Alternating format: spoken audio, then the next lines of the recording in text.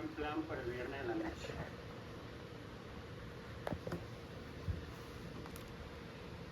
A ver.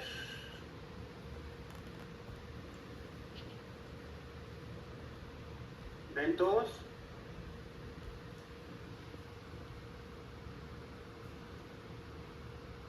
Sí. Sí. Ok. Bueno, la cosa es así.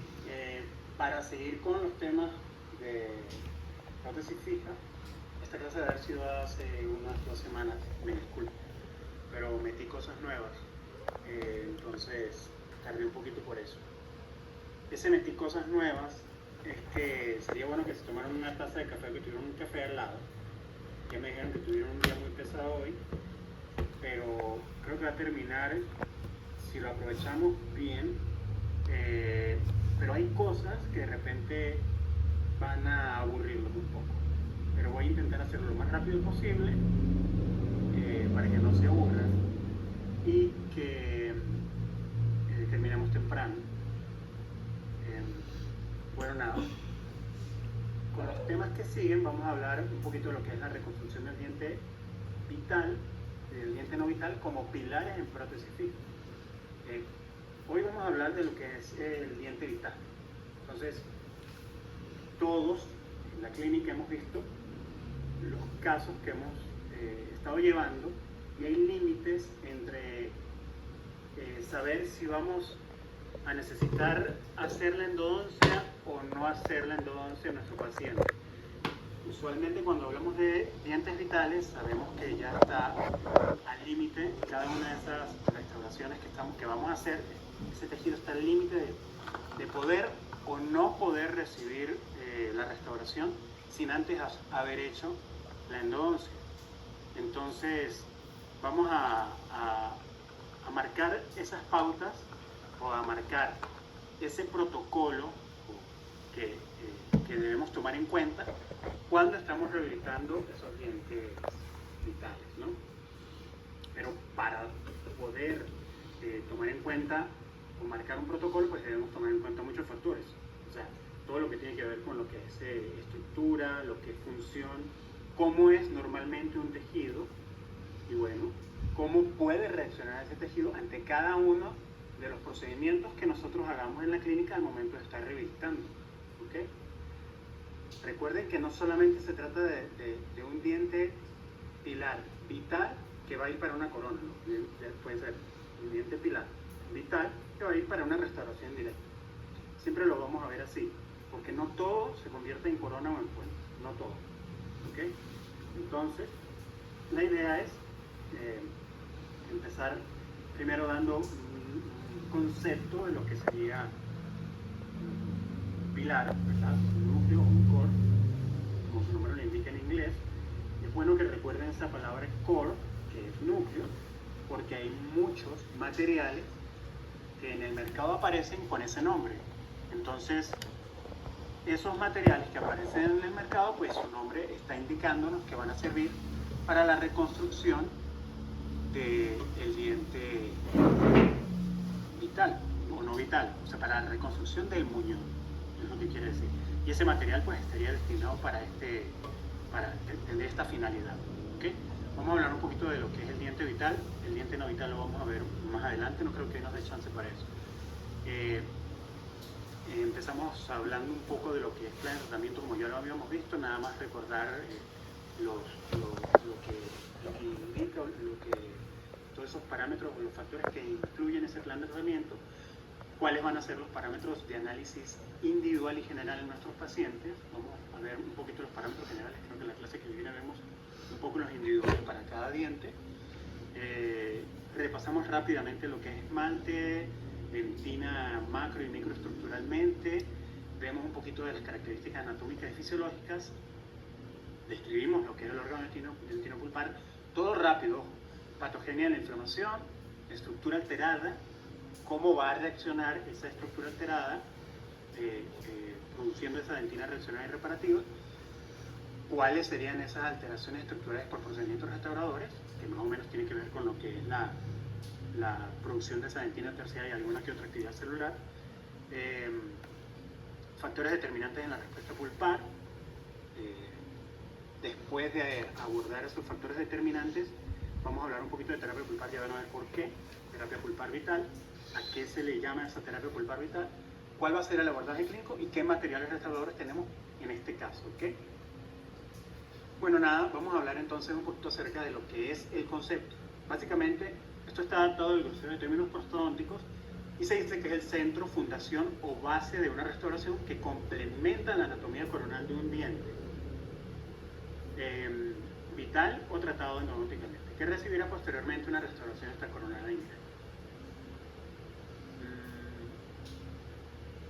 Otro concepto, este es de Combe, el 99, no es muy bueno, pero me gustó traerlo porque miren lo que dice, es una reconstrucción de muñones, una restauración que se coloca en un diente gravemente dañado para restaurar la mayor parte de su porción coronal, facilitando así la posterior restauración mediante una restauración extracoronaria indirecta. Ahora, los muñones suelen sujetarse mediante pasadores o pines. Estas fotos son mías, de la cámara infrarroja, y esto va a ser muy común que lo hayamos en la clínica. Estos eran pasadores o pines que se utilizaron en algún momento determinado para darle el sostenimiento o pues la retención a esos materiales que utilizamos para hacer la reconstrucción del muñón. Tal vez en ese momento este diente, el odontólogo que hizo la reconstrucción utilizó una resina y pensó que la adhesión para ese momento no era lo suficientemente buena para poder sostener el material dentro de ese muñón. También sabemos que en algunos casos obviamente vamos a necesitar postes, no es que todo bien está tratado endodónticamente. Ojo que estos pines, a pesar de que ustedes están viendo que este diente está tratado endodónticamente, esos pines se colocaban en dientes vitales. También tienen que estar pendientes de eso. Ojo, esto ya no se usa. Se los traigo para que vean que hoy en día esto se hace de manera completamente diferente. Porque estos pines lo que hacen es crear ciertas líneas de fractura que pues van a poner nuestra restauración, no tanto la restauración, sino el diente como tal, en un riesgo de fractura. O un sistema de adhesión, por eso es que pongo rojo, amarillo y verde. Pues, ojalá todo lo pudiésemos hacer con un sistema de adhesión sin necesidad de poner pasadores, pines o postes, para facilitar su retención y restaurar el diente en la medida necesaria para soportar una corona o un pilar de puente. ¿Okay? Entonces, hay algunos ejemplos. Nosotros lo que tenemos que hacer es pues aprovechar lo que me queda de remanente dentario y que ese remanente dentario está vital para poder darle todas esas ventajas que nos arroja un diente que tiene vitalidad. Ya vamos a ver más adelante cuáles son esas ventajas, ¿ok? Entonces, vamos a ir mencionando una secuencia de pasos, pero un poquito más adelante. Primero, veamos un poco acerca de lo que les estaba comentando. En cuanto al plan de tratamiento y a la ejecución, ya sabemos que debemos empezar por un diagnóstico general en el paciente, un análisis de riesgo y un pronóstico. Diagnósticos generales e individuales, análisis de riesgo y pronósticos generales e individuales, con una historia clínica y exámenes complementarios adecuados que permitan establecer protocolos con evidencia científica actualizada, experiencia clínica y necesidad del paciente, ya lo habíamos mencionado en la clase de plan de tratamiento, para hacer un proceso y una ejecución con el menor margen de error posible. ¿Bueno? ¿Cuáles son esos parámetros clínicos generales de nuestros pacientes en cuanto a diagnóstico? Habíamos hablado de lo que es el biotipo craneofacial. Sabemos que los pacientes braquicéfalos tienden a hacer mucha más fuerza, ¿ok? En cuanto a la edad va a ser importante, ojo con este dato de la edad, porque la respuesta pulpar va a estar alterada por la edad. No es lo mismo la respuesta pulpar en los pacientes jóvenes que en los pacientes adultos. El género aunque es mencionado, se cree que hay un sesgo porque sabemos que las mujeres son aquel género que asisten más a la consulta, ¿no? Entonces también hay que tener en cuenta ese factor. Y los compromisos sistémicos, porque también el paciente que tiene un compromiso sistémico altera también la respuesta pulpar en algunos casos. El número de dientes y los contactos que nosotros encontremos para obviamente tener contactos tanto mesiales, distales y contactos con antagonistas, porque sabemos que las fuerzas van a estar mejor equilibradas. No es lo mismo un diente anterior o un diente posterior. Hay análisis que dicen que los dientes anteriores hacen una fuerza mucho menor a la que hacen los dientes posteriores, y eso es importante a la hora de hacer la reconstrucción. ¿Okay? En cuanto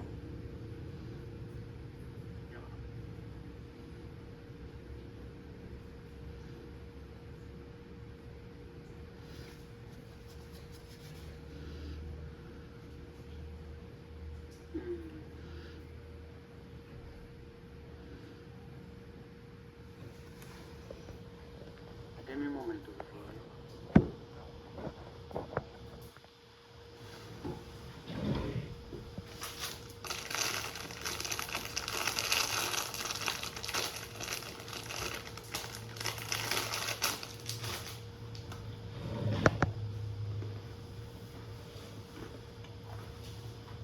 Ajá.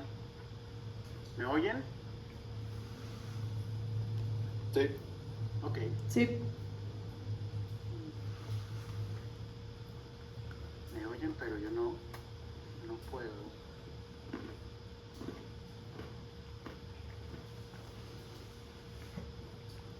Mover la lámina.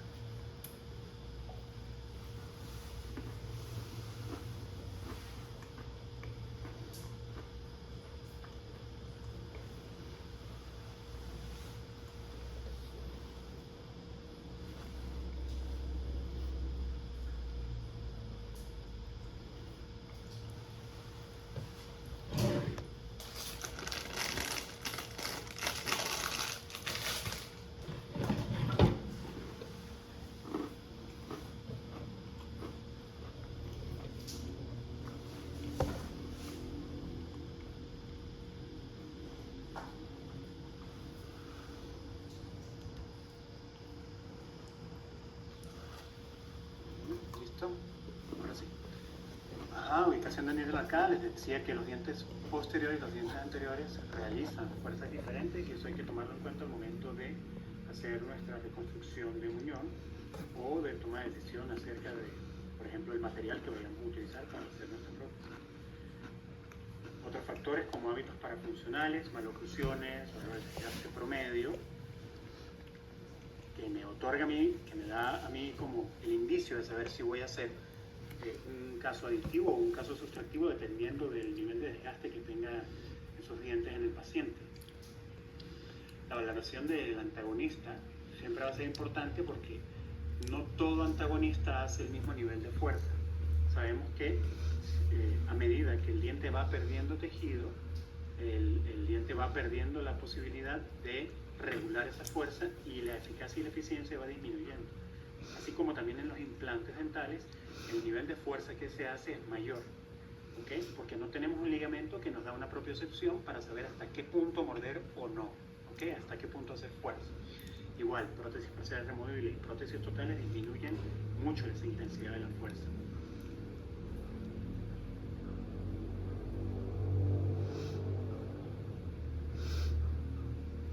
No sé por qué me está diciendo que la reunión va a terminar en 10 minutos. Qué fastidio. Bueno, si nos caemos nos volvemos a conectar. Bueno, entonces, también la valoración del estado periodontal es súper importante, porque de nada nos sirve hacer la reconstrucción de muñón en un diente que sabemos que tiene un pronóstico reservado periodontalmente, ¿okay? Y aquí viene algo importante.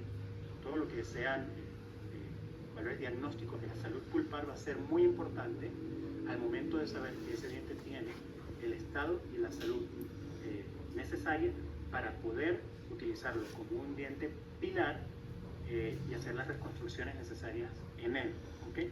Entonces, entonces sería tanto lo que es radiografía previa como la evolución de la salud pulpar en pruebas de sensibilidad como térmicas o eléctricas, para saber que esos dientes tienen la vitalidad o la sensibilidad necesaria para ser sometidos a este tipo de reconstrucción. ¿Qué dice la Asociación Americana de Endodoncia? Bueno, sabemos más o menos los principales diagnósticos que pueden existir en cuanto a pulpa normal, pulpa reversible, pulpitis irreversible, que pueden ser sintomáticos o asintomáticas, ¿no? Ojo con eso. Entonces, tradicionalmente, la designación de este diagnóstico se basa en una apropiada valoración clínica que nos dé lo que es la valoración, tanto, como lo dijimos ahorita, tanto de estímulos eléctricos y térmicos, pero también saber que es importante la historia de dolor que presenta el paciente. Ojo, es muy difícil hacer un buen diagnóstico en pulpitis, ¿ok? Ellos mismos lo dicen, estos test que uno puede hacer me van a dar a mí la sensibilidad que pueda haber, pero sabemos que ese plexo o este paquete nervioso puede arrojar diversos resultados en estos tests y hay ciertos momentos en que el diagnóstico no se relaciona con lo que está pasando realmente internamente en ese tejido pulpar. Para eso necesitaríamos otros tipos de mediciones, en este caso una tensión pulpar del oxígeno y unos marcadores macromoleculares, inclusive un examen Doppler, pero eso clínicamente hoy en día no es posible, sino que se extrae el diente y se puede llegar a hacer ese tipo de exámenes, pero clínicamente es difícil hoy en día hacer un muy buen diagnóstico. ¿Por qué se los digo?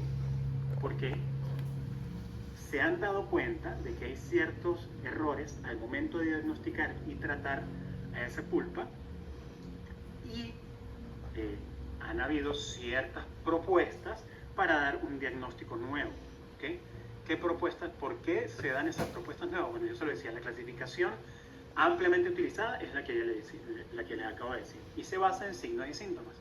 Describe la pulpitis como reversible. Reversible indicaría que la inflamación debe resolverse después del manejo apropiado, o irreversible, donde la pulpa inflamada se considera incapaz de sanar y está indicado el tratamiento de conducto radicular. ¿Okay? Varios informes han demostrado un alto éxito en la pulpotomía para dientes con un diagnóstico clínico de pulpitis irreversible. Es decir, que si yo hago la pulpotomía, que es la terapia pulpar vital que vemos allá abajo, en ese diente que estaba diagnosticado con pulpitis irreversible no necesariamente tenía que haber llegado o podría llegar al tratamiento de conducto. ¿Okay? Y hoy en día esa es una propuesta que se hace, es decir, lo que ha llevado a que el tratamiento de pulpar vital sea recomendado por sociedades profesionales como la Sociedad Americana o la Sociedad Europea de Endodoncia. La preservación de algo de tejido pulpar en dientes con un diagnóstico clínico que indica daño irreversible respalda la noción de que la inflamación pulpar existe en un continuo en lugar de estados discretos dicotómicos influenciados por la profundidad y la actividad de la caries. Esto hace que el término irreversible esté obsoleto y desactualizado. ¿Okay? Como resultado, las editoriales de los principales grupos han pedido cambios en la clasificación diagnóstica y este señor Walters, en el 2017, arroja una clasificación de pulpitis describiendo la enfermedad como inicial, leve, moderada y grave, basándose en síntomas, signos y hallazgos específicos detallados en pruebas clínicas. En particular, se asignó una modalidad de tratamiento para cada categoría. La clasificación de Walters ofrece la oportunidad de prescribir la terapia pulpar vital a dientes que previamente habrían sido tratados mediante tratamientos de conducto o extracción. Yo tengo ese artículo, el de Walters, inclusive en este viene, hacen la validación de la clasificación de Walters, que yo se los doy si quieren. Pero para que sepan que hoy en día se manejan ya otros términos, porque el término irreversible me está diciendo a mí que a juro tengo que hacer esa endodoncia para yo poder tratar ese diente y poder restaurarlo, ¿no? Que es al final lo que queremos. Pero perderíamos la ventaja de la vitalidad pulpar. ¿Okay? Entonces es fundamental el entendimiento de las estructuras, su funcionamiento, reacción tisular, potencial de defensa y regeneración. Básicamente, ¿qué están diciéndonos? Que aprovechemos la vitalidad de la pulpa, ¿okay?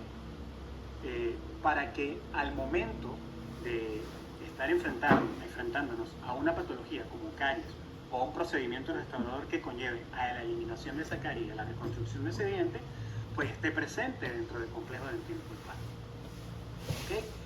Una revisión rápida de lo que son los tejidos. Ya sabemos el esmalte, la dentina, qué contenidos tienen, qué dureza tienen uno y el otro, o los dos juntos, ¿no? Y los dos juntos vienen unidos por la unión amelodentinaria, que es un complejo dispersador de tensiones y altamente resistente.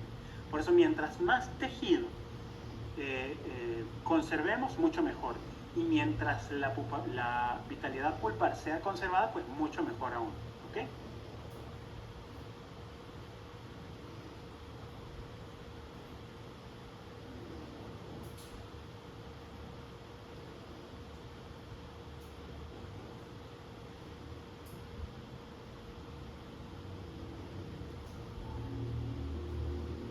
Entonces, el órgano, ¿me están escuchando? ¿Me están viendo? Sí. Sí, profe. Sí.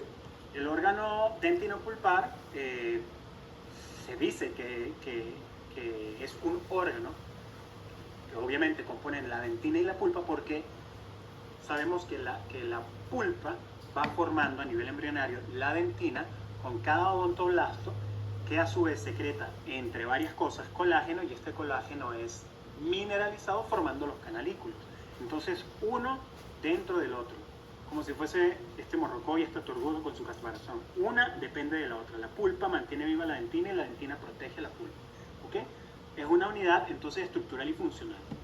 Por túbulos dentinarios que a su vez contienen el fluido dentinario y las prolongaciones de nuestra principal célula en el complejo, en la pulpa, que son los odontoblastos, ¿no?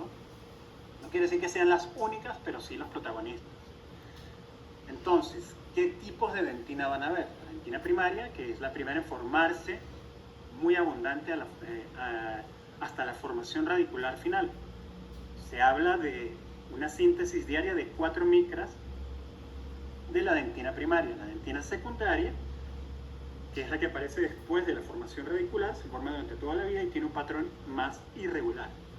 Puede ser diferente a la dentina primaria y se dice que su secreción es menor, ya no necesita la formación, ya es más de mantenimiento y es de 0.5 micras diarias. ¿Okay? Esa dentina terciaria, que es la dentina que nos va a ayudar a defendernos de esas noxas o de esas patologías o de esas injurias que este órgano dentinopulpar reciba.